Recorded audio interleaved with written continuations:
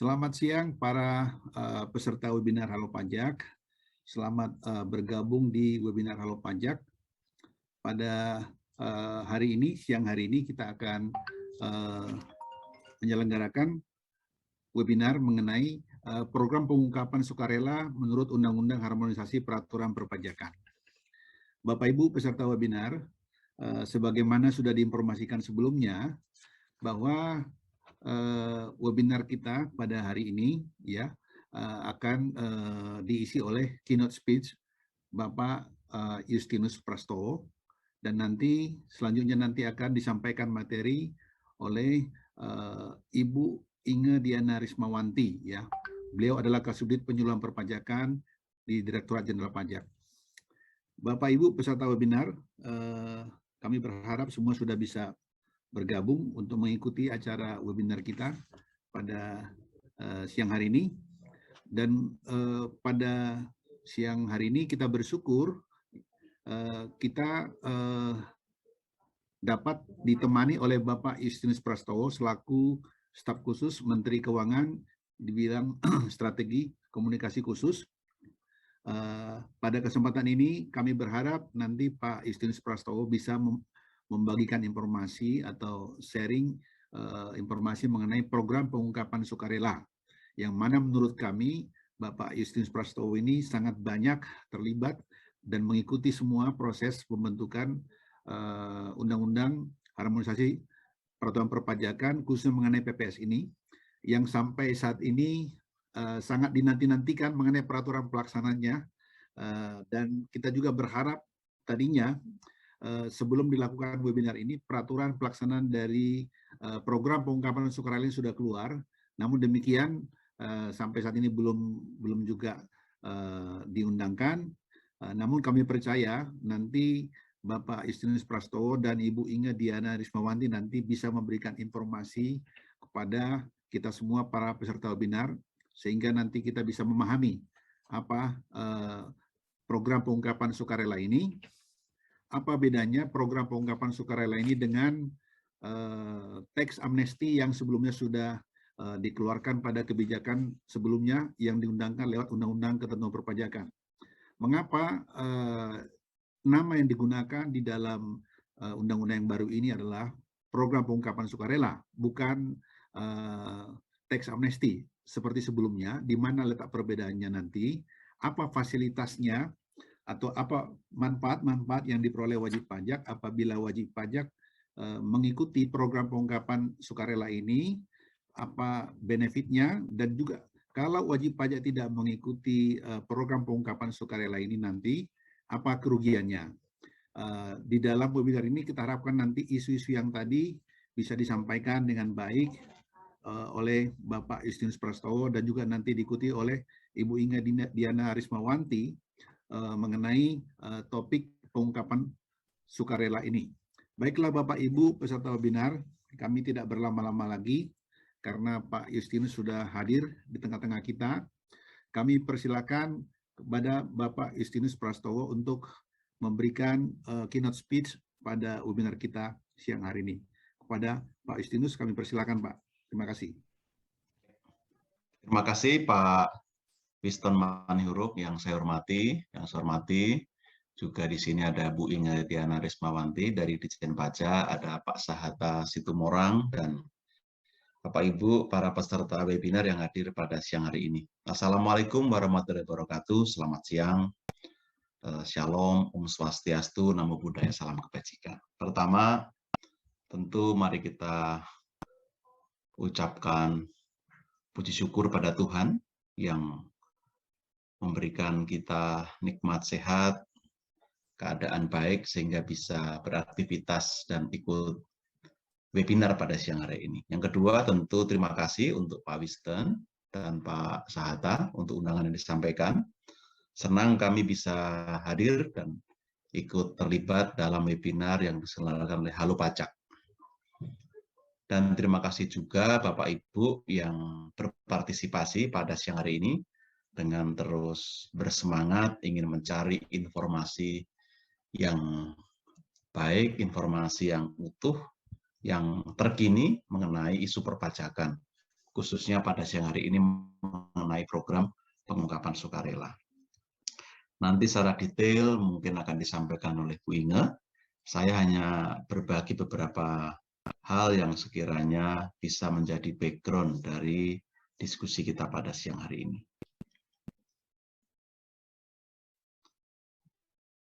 Saya izin berbagi screen. Silakan Pak Yus. Sudah bisa dilihat Bapak Ibu ya? Bisa Pak, bisa Pak. Bapak Ibu dan saudari-saudara yang saya hormati, sebagaimana kita ketahui, Undang-Undang Harmonisasi Peraturan Perpajakan telah disahkan menjadi undang-undang pada 27 Oktober 2021 yang lalu. Dan saat ini sedang dalam proses penyusunan aturan pelaksanaan supaya beberapa program kebijakan dapat segera diimplementasikan di lapangan. Kita tahu kebutuhan untuk membangun Indonesia yang maju, Indonesia yang adil sejahtera membutuhkan APBN yang sehat dan berkelanjutan.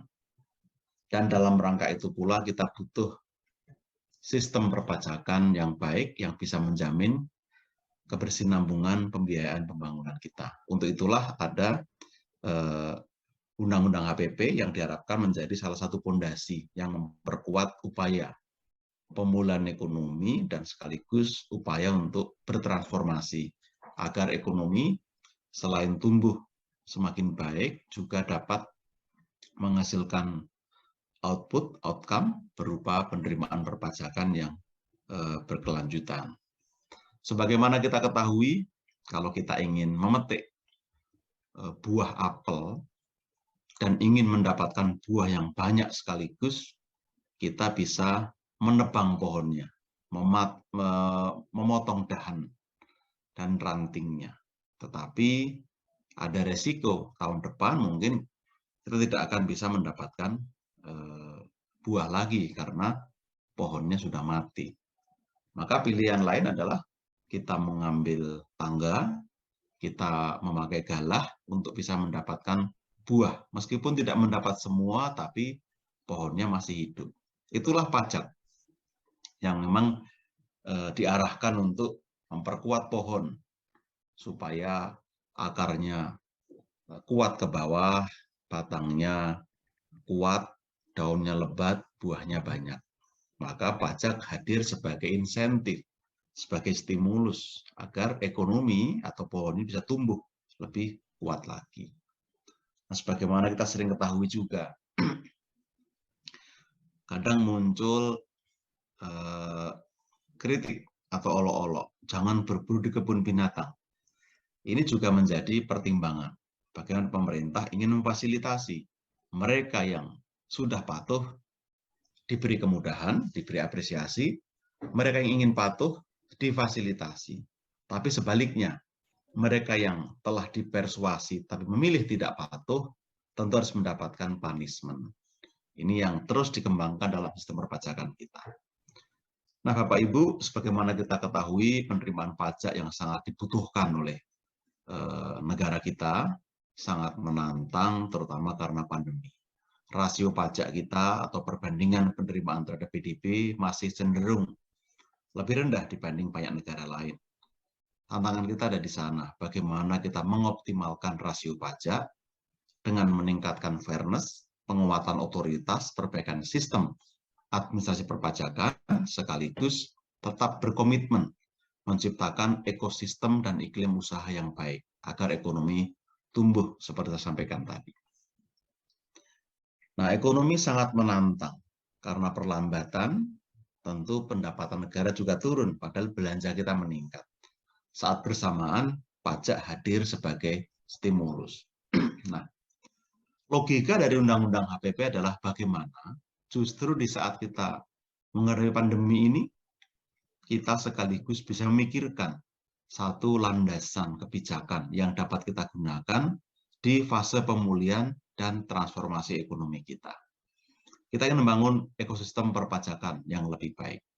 Tentu itu harus ditandai dengan kebijakan pajak yang clear, yang fair, aturan pajak yang berkepastian hukum dan konsisten, serta administrasi yang sederhana dan transparan. Kalau dulu hubungan antara wajib pajak dengan kantor pajak itu cenderung satu arah, tidak setara, tapi kini hubungan itu sudah berlandaskan trust. Kepatuhan pajak hanya akan meningkat bila akuntabilitas kantor pajak juga meningkat dan sebaliknya. Nah, di sini peran tax intermediaries sangat signifikan, termasuk para konsultan, akuntan, lawyer, akademisi, LSM, dan sebagainya. Termasuk Halo Pajak di sini, yang berkontribusi menjadi intermediaries, yang menjembatani kepentingan otoritas dengan masyarakat wajib pajak. Bapak Ibu, kita mengetahui reformasi pajak juga terus-menerus dilakukan. Sejak 1983 sampai sekarang, baik perbaikan aturan, administrasi maupun SDM dilakukan. Termasuk saat ini, selain undang-undang, kita juga membangun program untuk penguatan sistem administrasi perpajakan dan sistem inti administrasi perpajakan kita.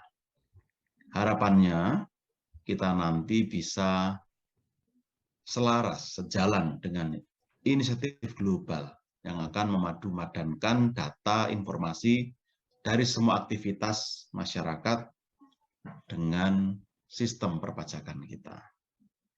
Sudah terus kita rintis bagaimana ini dibangun, dan harapannya 2023 nanti dapat diselesaikan dan segera diimplementasikan. Ini korteks sistem kita.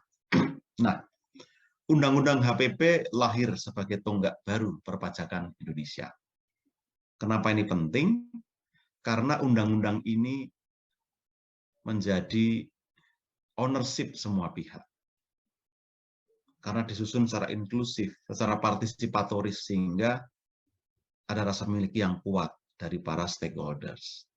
Undang-undang ini juga kami nilai sebagai kompromi terbaik dan optimal, telah mempertimbangkan berbagai aspek, aspirasi, dan kepentingan.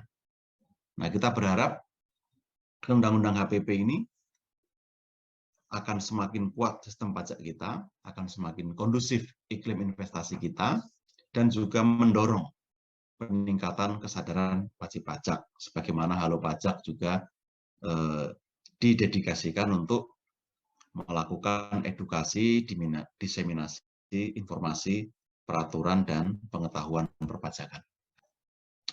Bapak Ibu, dengan Undang-Undang HPP diharapkan rasio pajak kita bisa meningkat.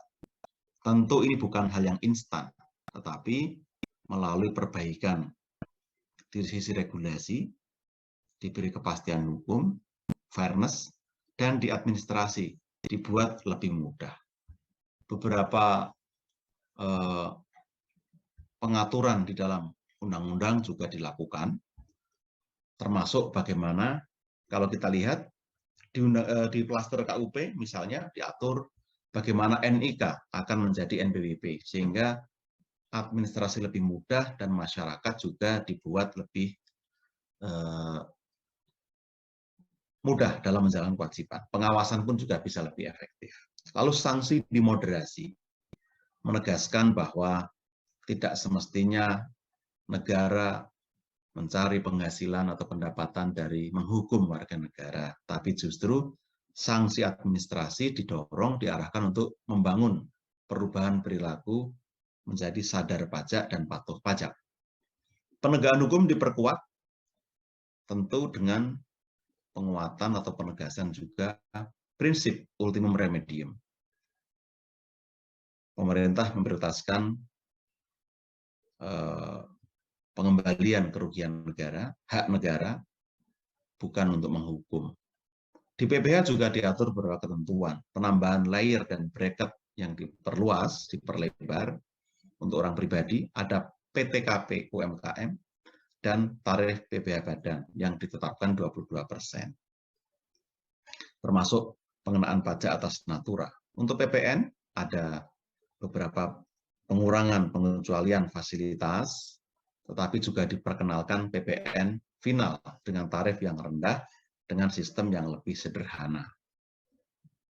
Lalu pajak karbon juga menjadi hal baru untuk mendukung antisipasi pada perubahan iklim, serta kebijakan cukai yang diharapkan juga lebih moderat secara sanksi.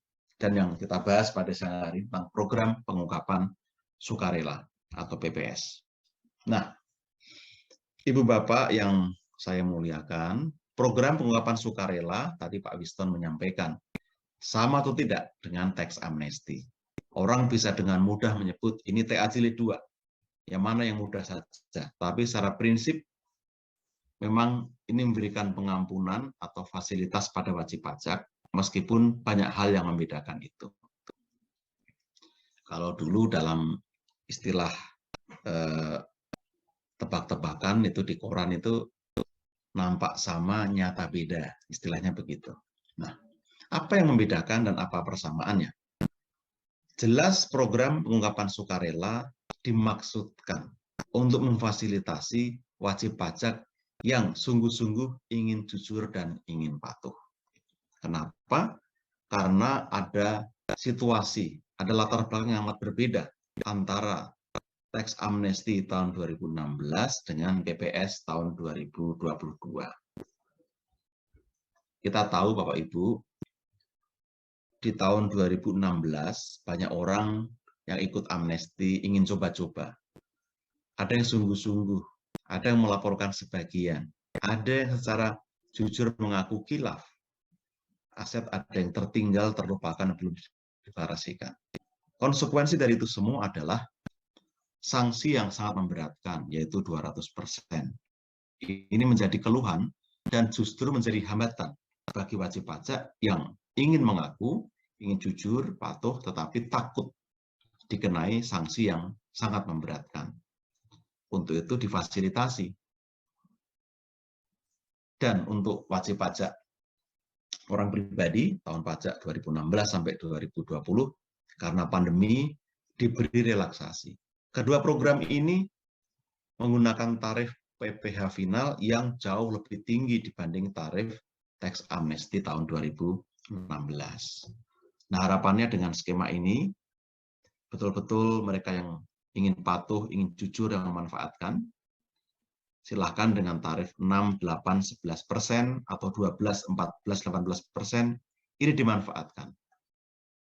Harapannya, ini akan menjadi sarana rekonsiliasi yang baik, sarana wajib pajak sebelum tadi pemberlakuan Cortex System dan pemberlakuan menyeluruh ketentuan perpajakan yang baru sudah ada pada posisi start yang baik. Dan aset yang dideklarasi, direpatriasi, dan diinvestasikan juga difasilitasi untuk sektor-sektor yang jelas mendatangkan manfaat bagi publik, antara lain dengan SBN, yang nanti juga akan bernuansa energi terbarukan dan hilirisasi, lalu investasi langsung di sektor hilirisasi dan energi terbarukan. Juga sedang disiapkan aturan pelaksanaannya. Nah, lalu kenapa harus ikut program pengungkapan sukarela? Bapak Ibu, ini kesempatan terakhir sebelum era transparansi sungguh-sungguh sempurna dengan diberlakukannya beberapa inisiatif global dan selesainya Cortex System. Lalu DJP juga punya akses yang semakin luas, punya informasi data yang semakin kaya. Maka tidak ada alasan, tidak ada justifikasi bagi wajib pajak untuk menghindar. Inilah saatnya memilih untuk patuh. Karena ke depan konstruksi arah kebijakan pajak itu ingin memberikan apresiasi pada yang patuh, yang tidak patuh menjadi target pemeriksaan penyidikan, maka jelas pilihan kita adalah patuh. Pilihan kita adalah jujur dan terbuka. Maka mari jadikan ini sebagai kesempatan untuk berpartisipasi dalam konteks ini konsolidasi fiskal. Dan jika Pak Ibu ikut pengungkapan sukarela, tidak hanya bermanfaat atau menguntungkan diri sendiri, tapi juga negara, karena Anda berkontribusi menggerakkan perekonomian kita. Nah, mari kita tunggu aturan pelaksanaan yang akan segera diterbitkan, mudah-mudahan selesai segera.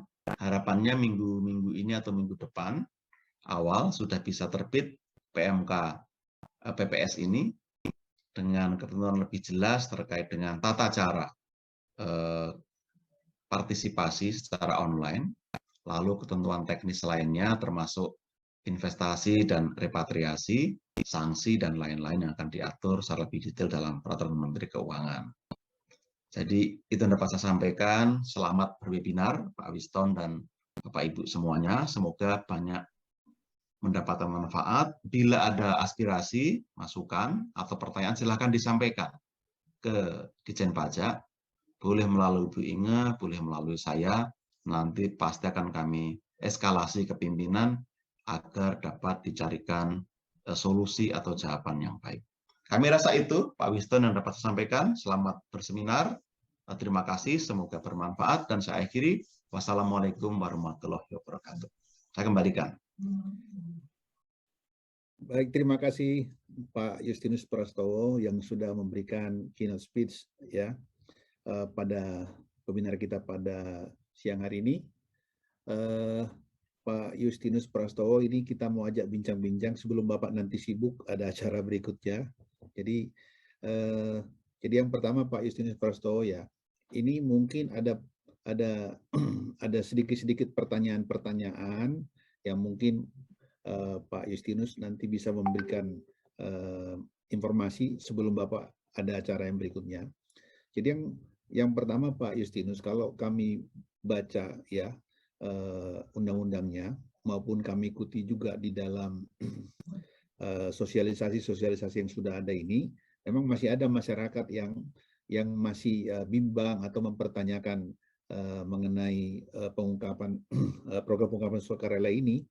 Bagaimana nanti terkait dengan masalah pertama ini SP2DK, Pak Justinus, kan hari ini DJP memang banyak sekali mengeluarkan SP2DK berdasarkan ya mungkin ada data-data pemicunya segala macam.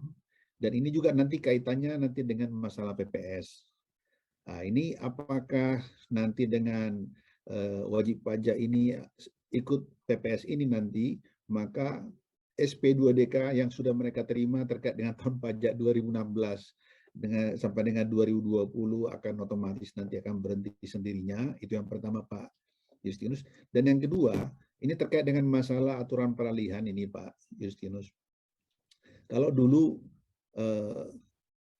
kalau tax amnesty, kalau wajib pajak ikut tax amnesty, maka kalau ada SPT wajib pajak, misalnya kalau sedang dalam proses upaya hukum, katakanlah keberatan, banding, dan sebagainya, kan otomatis kan harus dicabut, Pak.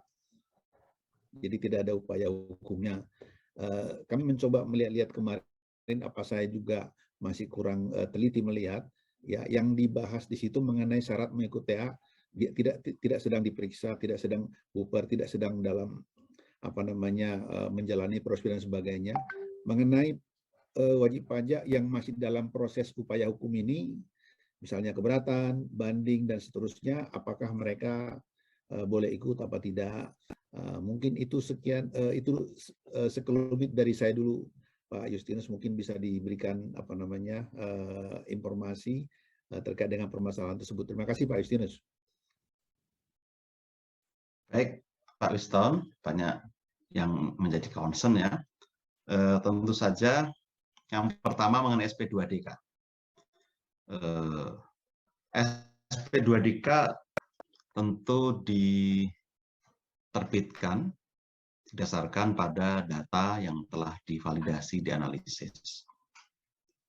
Harapannya data atau informasi telah kredibel. Meski tidak tertutup kemungkinan memang ada 1-2 data yang perlu ditindaklanjuti atau didalami. Nah, bagi wajib pajak, tentu hal ini sebaiknya diperlakukan sebagai sesuatu yang biasa, artinya silahkan itu dianalisis, didalami, dan direspon secara proper. Tentu saja kantor pajak juga akan mempertimbangkan. Bila memang penjelasan atau jawaban wajib pajak itu akurat, sesuai fakta sebenarnya, sudah sepantasnya itu ditutup atau diselesaikan. Tapi bila ada yang perlu pendalaman, silahkan itu nanti bisa diberikan argumen atau penjelasan lanjutan. Nah, mengenai SP2DK yang telah diterbitkan, harapannya itu bisa diselesaikan. Tapi bila nanti sudah berjalan PPS dan ada SP2DK, tentu saja akan diberi kesempatan wajib pajak untuk mengikuti program ini. Dan sampai berakhirnya program nanti, kantor pajak tidak akan melakukan langkah-langkah yang di luar PPS. Nah, setelah PPS berakhir, nanti kembali otoritas pajak, petugas pajak punya kewenangan untuk melakukan analisis pendalaman apakah sudah ikut PPS dan nilainya apakah sudah sesuai dengan data informasi yang ada. Lagi-lagi ini pendekatannya adalah harta, bukan penghasilan. Jadi penghasilan didekati dengan harta karena sifatnya ini residu. Ada penghasilan yang telah habis dikonsumsi atau penghasilan yang mungkin telah digunakan untuk hal yang lain. Maka pendekatannya harta. Nah, di PMK nanti juga akan mengatur, Pak Wiston, bagaimana ketentuan untuk wajib pajak yang sedang diperiksa, sedang mengajukan sengketa.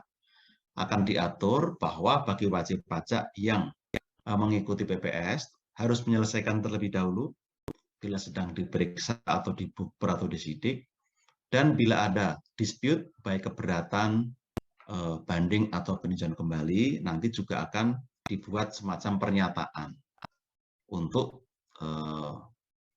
tidak diproses lebih lanjut. Tetapi kalau wajib pajak memilih untuk memproses permohonan restitusi atau dispute, otomatis PPS-nya tidak berlaku. Itu yang akan diatur di PMK. Nah, nanti secara rinci di PMK akan mengatur itu bagaimana tata cara, bagaimana ribet punishment, dan juga beberapa settlement yang belum jelas di undang-undang. Kira-kira itu yang menjadi gambaran umum atau kisi-kisi. Secara detail nanti Bu Inge mungkin bisa memperjelas. Tapi kalau nanti ada yang mau didalami lagi, silahkan. Saya berharap awal minggu depan ini mestinya sudah bisa diterbitkan, Pak Wiston, ya. Dan bisa segera dipelajari oleh wajib pajak, karena ini sangat penting untuk memastikan wajib pajak bisa mengambil keputusan yang terbaik sebelum mengikuti program PPS ini. Begitu Pak Wiston, apakah ada yang belum saya jawab tadi? Sudah dijawab kalau pertanyaan saya, Pak Justinus, ya. Ini mumpung Pak Justinus masih ada, kalau ada dari peserta yang mau bertanya langsung sama Pak Justinus ini, mohon izin Pak Justinus, Silahkan. apakah diperkenalkan untuk mereka untuk raise hand untuk menanya langsung sama Pak Justinus? Boleh, silahkan. Mungkin ada 2 pertanyaan, silahkan disampaikan.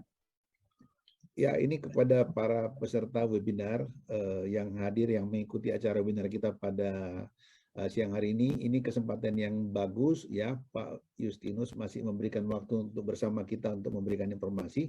Silakan kalau masih ada yang mau ditanyakan terkait dengan masalah program pengungkapan sukarela ini.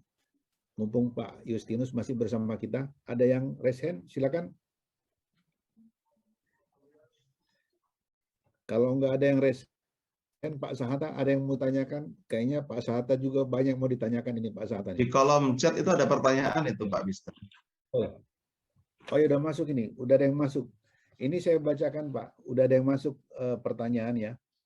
Ini pertama pertanyaan dari Bapak Nathaniel Evan. Bapak Nathaniel Evan, pada saat ini wajib pajak orang perorangan sedang dalam proses pemeriksaan pajak tahun 2017, apakah masih bisa ikut program PPS? Apa patokannya untuk bisa ikut program PPS? Dasar aturannya apa? Apakah ada aturan jika saat ini wajib pajak orang perorangan menjalani pemeriksaan pajak 2017 bisa dihentikan pemeriksaannya jika akan mengikuti program PPS? Mungkin itu dulu Pak Justinus. Baik Pak Nathaniel, tentu saja Bapak punya hak untuk mengikuti PPS karena wajib pajak orang pribadi.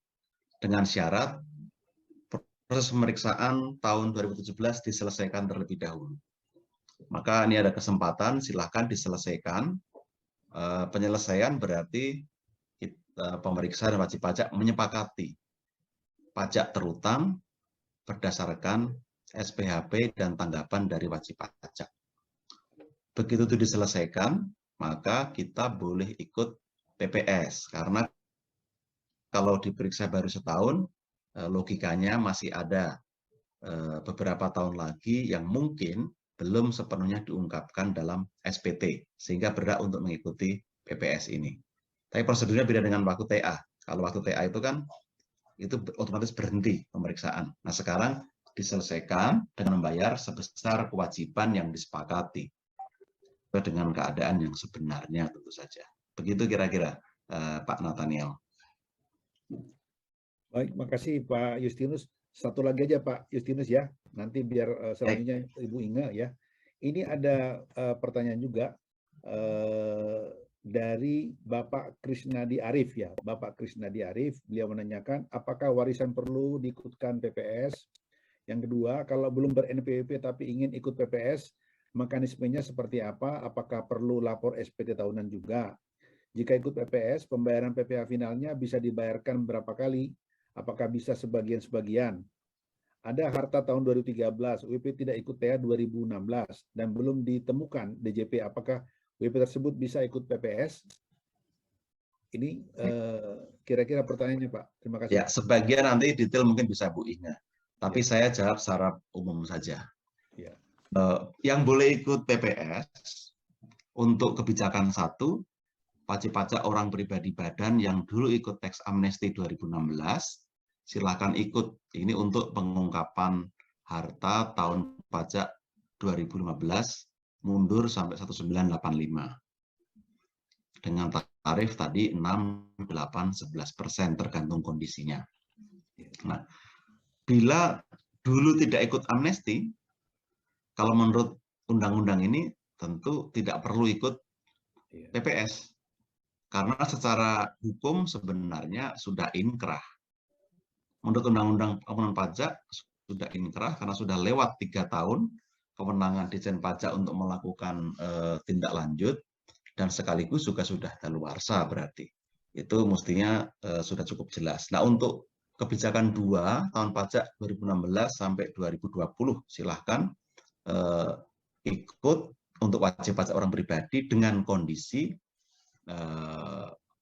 harta per 31 Desember 2020 dengan penilaian sendiri itu yang diatur. Lalu tadi juga ada pertanyaan apa tadi, banyak pertanyaan tadi Bu Inga sampai lupa saya. Apa tadi Pak Wisten ya yang lainnya ya terkait warisan, dengan warisan Pak. Warisan. Nah, warisan begini. Warisan pada dasarnya adalah bukan objek pajak.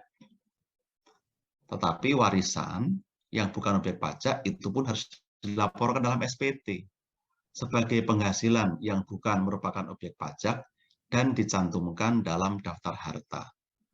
Mestinya itu bisa dimasukkan dalam SPT. Tetapi bagi yang mau ikut PPS kan tidak boleh membetulkan SPT atau tidak boleh menyampaikan SPT sebelumnya. Dengan demikian, agar bisa ikut PPS, warisan tersebut mesti diikutsertakan sebagai harta yang diungkapkan dalam PPS. Nah, itu yang terjadi. Nah, mudah-mudahan dengan demikian kita bisa memahami warisan yang dulunya memang bukan objek pajak karena kelalaian kita melaporkan di SPT, konsekuensinya kita harus ikut PPS ini. Tentu saja ini konsekuensi dari sebuah pilihan. Dan diharapkan diikut sertakan supaya clear, karena kalau tidak otomatis kan tidak tersampaikan di SPT, sehingga konsekuensinya itu bisa dianggap sebagai objek pajak.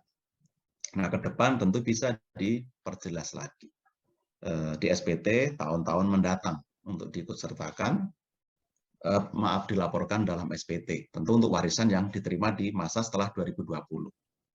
Kami rasa itu Pak Wisten ya. Mohon maaf saya ada agenda lain yang harus saya ikuti. Saya mohon diri nanti lima saja. Terima kasih Pak Wisten, Pak Sahata, Bu Inge, selamat berwebinar. Terima kasih. Ya, terima kasih Pak Justinus telah bersama kita dalam webinar kita siang hari ini. Semoga informasi yang diberikan bisa memberikan pencerahan, informasi yang bermanfaat bagi para peserta webinar.